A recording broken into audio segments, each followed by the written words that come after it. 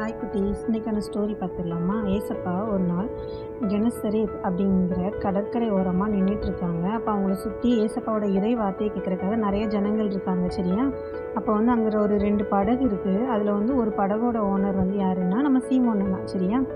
சீமோன் அண்ணா வலையை தண்ணியில் அலசிட்டு இருக்காங்க. ஏன்னா அடுத்து நம்ம மீன் பிடிக்க போகும்போது வலையை போடணும் அப்படிங்கிறதுக்காக வலையை ரெடி பண்ணிகிட்ருக்காங்க.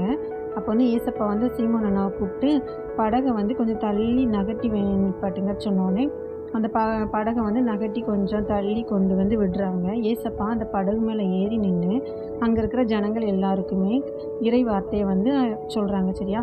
எல்லாரும் ஏசப்பா பேசி முடித்த உடனே கேட்டுட்டு எல்லா ஜனங்களும் போயிடுறாங்க. அப்போ இந்த ஏசப்பா என்ன சொல்கிறாங்கன்னா, சீமோனை கூப்பிடுறாங்க. சீமோன் அண்ணாவை படகை கொஞ்சம் நம்ம ஆழமான பகுதிக்கு கொண்டு போயிட்டு நீ மீன் பிடிக்க வலைய போடு அப்படி சொல்லிட்டு ஏசப்பா சொல்கிறாங்க. உடனே சீமோன் அண்ணா சொல்கிறாங்க, நைட்டு ஃபுல்லாக நாங்கள் மீன் பிடிக்க போனால் ஆனால் எங்களுக்கு மீனே வலையில் சிக்கலை அப்படி சொல்லிடுறாங்க. உடனே சீமோன் அண்ணா, நீங்கள் சொல்கிறதுனால வேணால் நாங்கள் இன்றைக்கி போடுறோம் அப்படி சொல்லிட்டு ஏசப்பா சொன்ன இடத்துல அவங்க வலையை போடுறாங்க. வலையில் நிறைய மீன் கிடச்சிருது.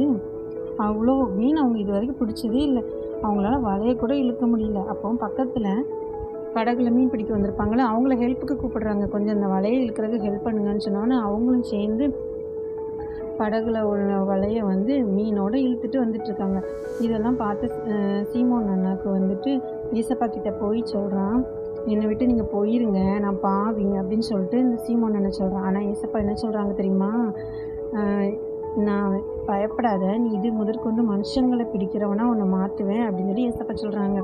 அங்கே இருக்கிறவங்க எல்லாருக்கும் அவங்க கூட படகுல போயிருப்பாங்கல்ல, அவங்கெல்லாம் பார்க்குறாங்க, இவ்வளோ மீன் கிடச்சிருக்குன்னு ரொம்ப ஆச்சரியமாக பார்க்குறாங்க. அதிலிருந்து அந்த சீமோன் அண்ணா அதுக்கப்புறம் மீன் பிடிக்க போல ஏசப்பா கூட சேர்ந்து மனுஷங்களை பிடிக்கிறதுக்காக, அதாவது கர்த்தரோட இறை வார்த்தையை சொல்கிறதுக்கு ஏசப்பா கூட அவங்க போக ஆரம்பிச்சிட்டாங்க. ஏசப்பா தெரிந்து கொண்ட முதல் சீடன் யாருன்னா அது நம்ம சீமோன் அண்ணா தான், சரியா குட்டீஸ்? பாய்.